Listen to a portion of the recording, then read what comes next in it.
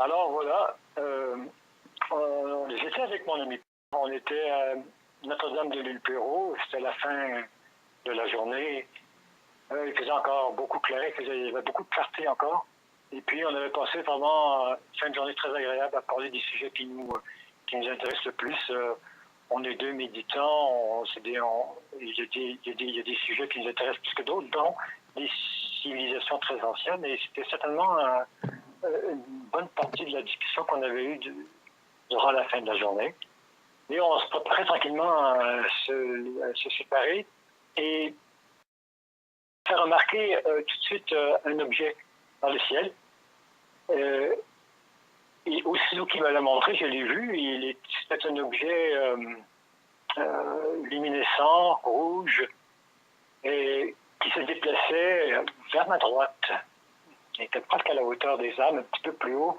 À un moment donné, mais pas très éloigné, parce qu'on sentait quand même, on pouvait quand même sentir très très bien la distance, et puis peut-être qu'à 500 mètres, juste un peu en avant de nous, cet objet partait sur la droite, tout doucement, a disparu un petit peu derrière l'arbre, qui était plus haut un petit peu, et se dirigeait encore une fois vers le nord-ouest, je pense, hein, c'est le nord-ouest, là, vers ma droite.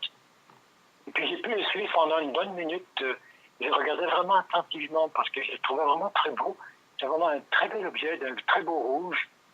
Et le bord de l'objet était légèrement allé vers le blanc, hein, comme si la lumière devenait plus blanche sur les bords. Ce qui donnait, c'est ça qui donnait l'effet luminescent un petit peu.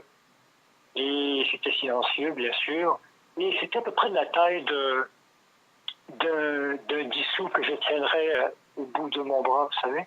Oui. Et on avait à ce moment-là l'impression qu'il était pas mal plus proche de nous comme objet qu'un objet très éloigné, par exemple. J'ai continué à se déplacer vers la droite, et puis pendant comme ça, 30-40 secondes. Et puis ensuite, plutôt que de poursuivre sa route dans cette direction-là, il a commencé à monter. Il a monté. Et puis, au bout de 10-15 secondes, il a complètement disparu. On est resté très tranquille et très silencieux après ça. Moi, j'éprouvais une grande satisfaction parce que c'était quand même quelque chose qu'on avait parlé, Pierre et moi, peu de temps auparavant. Et là, tout d'un coup, moi qui connais bien le sujet quand même, et qui a lu là-dessus depuis l'âge de 15 ans, et aujourd'hui j'en ai 62, eh bien, voilà, j'avais vu quelque chose. Je savais que c'était pas quelque chose d'origine vraiment terrestre. En tout cas, si c'est terrestre, c'est quelque chose de complètement inconnu de nous. Mais mon sentiment, c'était vraiment que j'avais vu quelque chose qui était de nature extraterrestre. Et j'éprouvais vraiment une grande satisfaction de ça. Et en même temps, un petit peu déçu quand même que le phénomène de ne pas avoir eu plus, comment je dirais, plus de contact, disons, que ce soit toute autre forme de contact. Quoi qu'il en soit, j'étais content parce que j'avais quand même le sentiment, quelque part, qu'on avait été contacté dans cette situation-là. Mais je voudrais signaler tout de suite que même si, en parlant de ça, même malgré notre enthousiasme par rapport au sujet, ce n'était pas c'était vraiment une observation très factuelle et très très précise.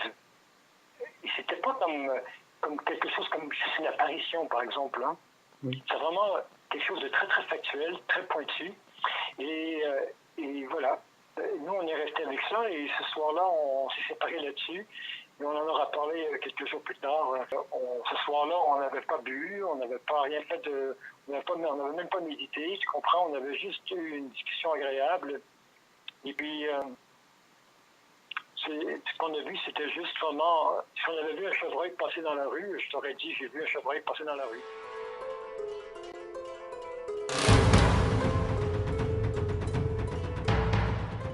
Regarde ça, il y a une boule là, dans le ciel.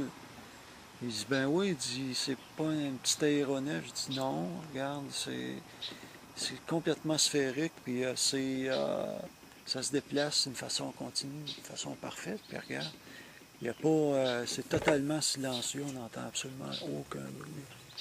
Non, à notre grand étonnement, le phénomène continue à être constant. La petite sphère de lumière rouge, comme rouge pétillant, là, rouge lumineux. Puis à un certain moment, tu dis que ça t'a semblé transparent.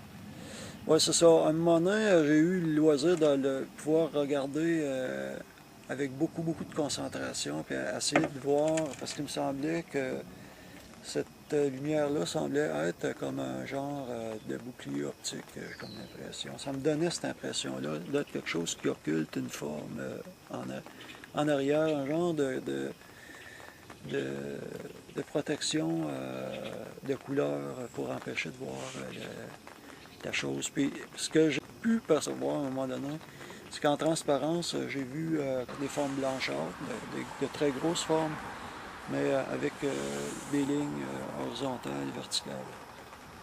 C'était tellement furtif là que ça m'a surpris de voir que c'était pas ovoïde à l'intérieur, que c'était pas, mais que c'était comme plutôt plus mécanique. Là, j'ai tout de suite pensé véhicule antigravitationnel. Là. Décris-nous la lumière rouge.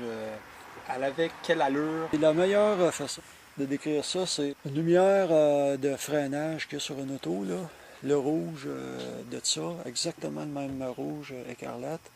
Puis exactement le même phénomène lorsqu'on pèse sur la pédale de frein, Ouais. puis qu'il y a une lumière à l'intérieur qui semble comme blanchâtre, tu sais, envoyée comme un faisceau électrique de l'intérieur. C'est ça que c'est ce genre de phénomène-là que j'ai vu. C'était pas pulsatoire, c'était pétillant continu, tu sais. Comme si ça pétillait une énergie blanche, là. Est-ce que le rouge était uniforme? Non, Est-ce que c'était cristallin. C'était comme regarder à travers un cristal rougeâtre.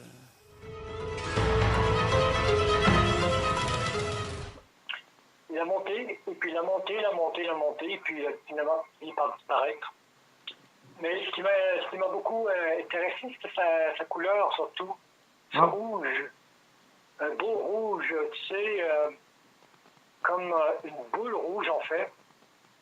On ne pouvait pas percevoir une forme, hein. C'est plus comme un disque rouge, oui. Un disque rouge luminescent.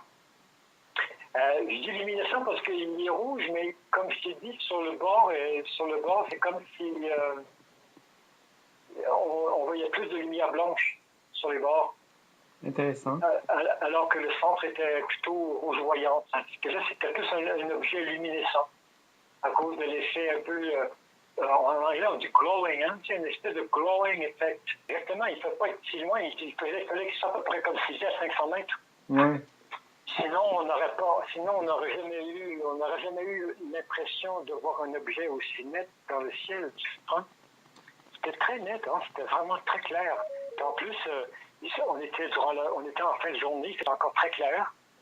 Et puis l'objet était très brillant quand même. Et la couleur était vive, tu sais, c'était une belle couleur vive, là, tu sais.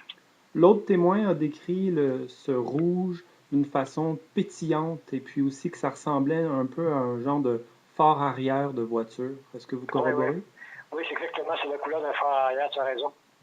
Oui, c'est tout à fait juste, oui. Moi, je dirais ça comme ça aussi. C'était comme la couleur d'un phare arrière de voiture, rouge.